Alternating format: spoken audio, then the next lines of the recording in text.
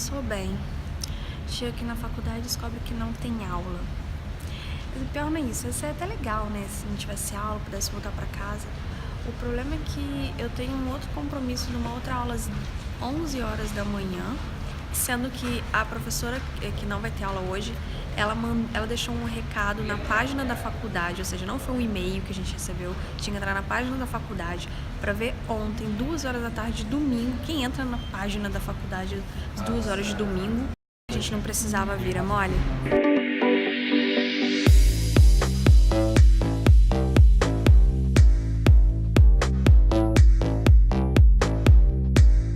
Ai, cheguei em casa. Gente, não tem coisa que me irrita mais nessa vida do que perder tempo.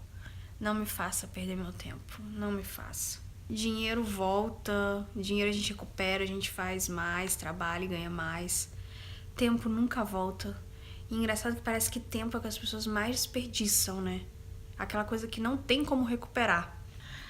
Bom, e hoje é segunda-feira, e segunda-feira é dia de responder perguntas aqui no canal. Na verdade, hoje eu queria fazer uma pequena exceção, porque normalmente eu seleciono algumas perguntas que deixam aqui no YouTube pra mim, e algumas perguntas que eu acho que podem ajudar muita gente ao mesmo tempo, então eu respondo e tal. Mas hoje eu não vou endereçar a uma pessoa específica, porque é uma pergunta que eu leio muito aqui no canal e que muita gente deixa a mesma pergunta. Então eu teria que listar um monte de gente que me pergunta. Talvez seja uma das principais dúvidas ou a dúvida inicial para quando a gente começa a planejar vir pro Canadá, se a gente estiver planejando vir para estudar, né? Porque a primeira coisa que eu acho que todo mundo se pergunta é quanto é que custa um college no Canadá? Em alguns vlogs eu já falei sobre isso, já mencionei o valor e tal, mas eu acho que o ideal seria eu responder essa pergunta de uma forma mais completa, porque é claro, eu acho que não basta só passar o valor, eu tenho que passar alguns detalhes que podem fazer toda a diferença na hora que você for fazer suas contas de se vale a pena ou não vir pra cá. Em Ontário, o que eles chamam de tuition fee varia entre 7 mil e 8 mil dólares. Vai depender muito aí da área, do curso, da faculdade, enfim, mas é mais ou menos por esse valor. É claro que você pode encontrar um pouco mais abaixo e também mais caro do que isso para cursos mais caros. Mas de forma geral, os cursos básicos de college custam em torno desse preço. Agora, minhas considerações, aquilo que você tem que ter na cabeça, além desses 7 mil, vamos colocar aí, vamos colocar 8 mil dólares, vamos colocar por cima, que é sempre melhor de calcular por cima. Além desses 8 mil dólares que você tem que ter na cabeça, você tem que pensar em outras coisas. Por exemplo, o semestre. Esse valor é por semestre. E a primeira coisa que a gente pensa, ótimo, então a cada 6 meses eu tenho que pagar 8 mil dólares, eu vou pagar 2 vezes ao ano, 16 mil dólares. Só que não é bem assim. Aqui o semestre não dura 6 meses, quer dizer, o semestre dura, mas não o semestre acadêmico. Ele normalmente dura uns 4 meses. E o que acontece? Então aí a cada 4 meses, mais ou menos, você vai ter que pagar esses 8 mil dólares. E se você fizer bem as contas, pode chegar a 3 vezes ao ano.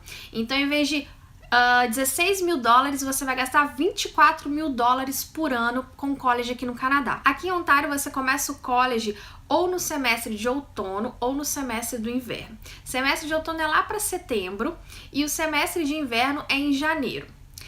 Você pode escolher essas duas datas para você começar o primeiro período e começar a faculdade. Só que eu já até falei aqui no vlog sobre isso, que você precisa ficar atento. Porque quando você começa no outono, é como se fosse o período normal deles de você ingressar no college. Então você vai seguir os semestres acadêmicos, digamos, de uma forma normal, num passo normal. Então, o que vai acontecer? Você vai ter esse semestre de setembro até o final do ano, o primeiro semestre. Depois, em janeiro, você volta para o segundo semestre, que vai até o final de abril. Do final de abril, vamos dizer, maio, até agosto, até o outro outono, você vai ter as férias, que eles chamam férias de verão. Isso mesmo, você vai ter esse período todo aí de férias.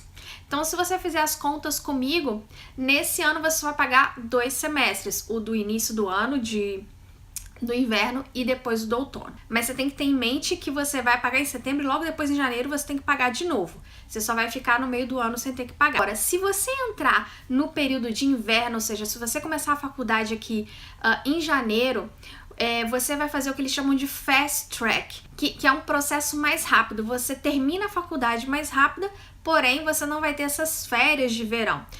Durante o verão você também vai estar estudando.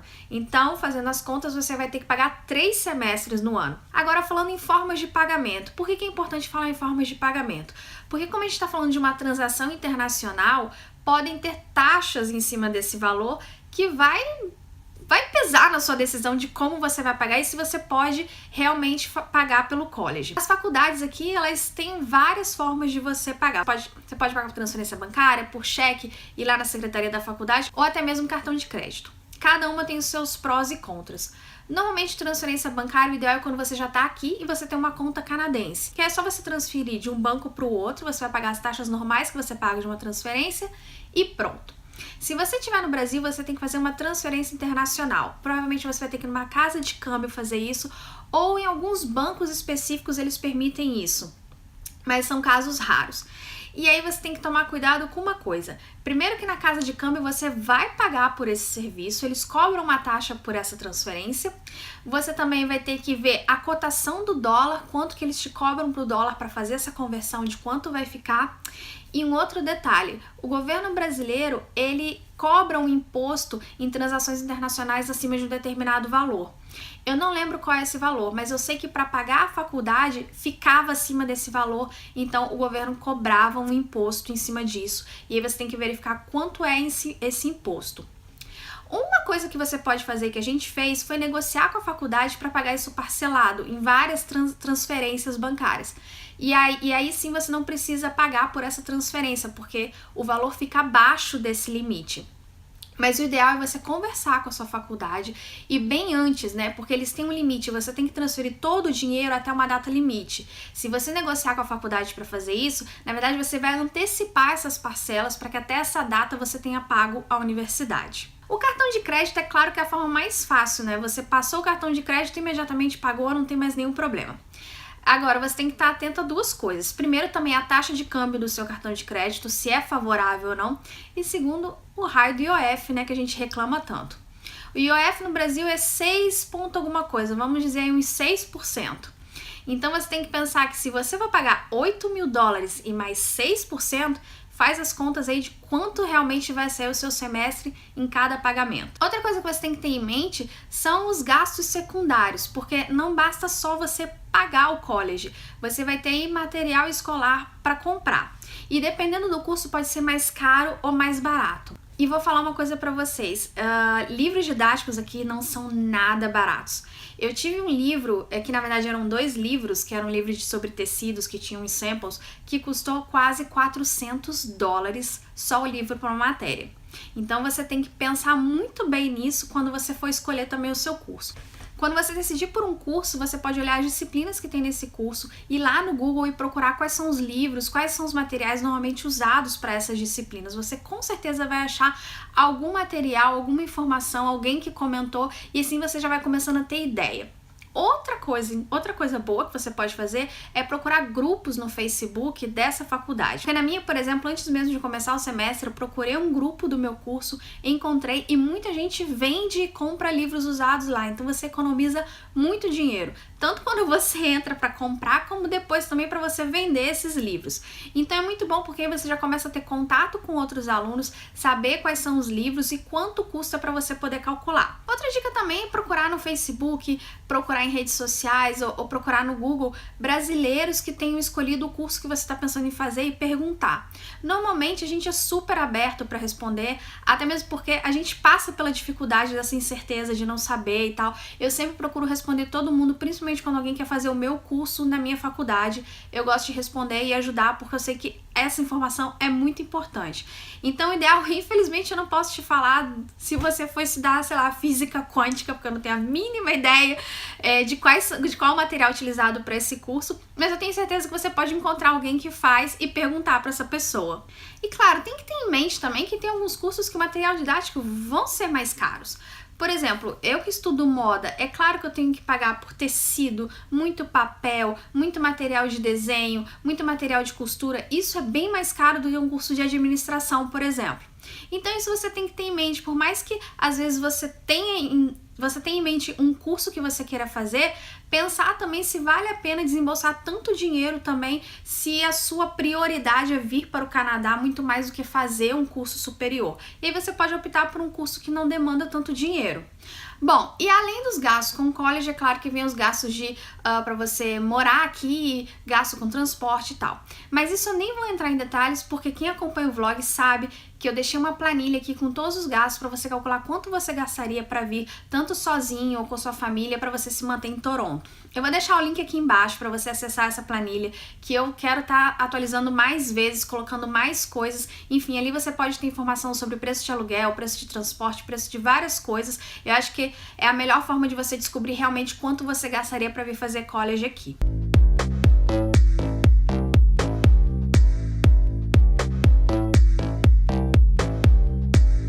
Ontem, quando a gente estava andando pelo bairro indiano, a gente viu isso daqui numa vitrine de uma lojinha, sabe o que era aquilo? E a gente achou que era biscoito polvilho, e aqui não tem biscoito polvilho, a gente ficou encantado. Aí, claro, a gente percebeu que não era, mas a gente ficou muito curioso para comer isso daqui. E aí, detalhe, né, a gente comprou sem saber se gosta, né, saber de que tem gosto. Mas assim, parece, é um negócio oco, assim, sabe, mas ele é mais duro que o biscoito polvilho, mais escuro. E tem esse formato mais de, sei lá, parece uma almofadinha dura. Pra comer? Esse é bom. Muito bom. Tá bom? Eu vou de quê? Gosto de gosto. É gosto de pastel. É verdade. Parece, sabe, pastel de feira? Parece tipo um pastel de feira, assim, só que mais crocante, mais sequinho. E claro, sem nada dentro. E aí lá também, num desses mercadinhos, assim, de bairro, a gente achou, tinham várias especiarias, assim, que às vezes são difíceis de achar. Inclusive esse daqui, o garam masala, que pra quem não conhece é uma mistura de especiarias que usam muito no Oriente Médio e na Ásia também, e que é muito, muito picante. Uma vez eu fiz no Brasil, porque é uma mistura, na verdade, né? Leva algum tipo de pimentas e temperos. Só que às vezes você pode comprar a mistura garam masala junto, né, já misturado. E aí no Brasil eu nunca achei pra comprar pronto, mas uma vez eu fiz, só que faltou um dos ingredientes, se eu não me engano, foi cardamomo, que eu não consegui achar na época. Mas enfim, é bom saber que agora a gente pode comprar já pronto. A questão é que esse pacote aqui é enorme pra gente, né? Vai durar anos. E aí eu descobri que você quebra esse pastelzinho e meio que recheia ele, sabe? Come. O nome é como, amor, que a gente descobriu? Puri... Como é que é? Panipuri. Panipuri. O nome disso é panipuri. E normalmente eles comem, na verdade, recheado com alguma coisa picante, um de curry e tal. O que eu acho que eu vou fazer é pegar o resto daquela salada de batatas que eu tinha feito, temperar com um pouquinho de garam masala e comer pra ver se fica bom. Se bem que até puro tá bom, isso aqui tá bom, sabia?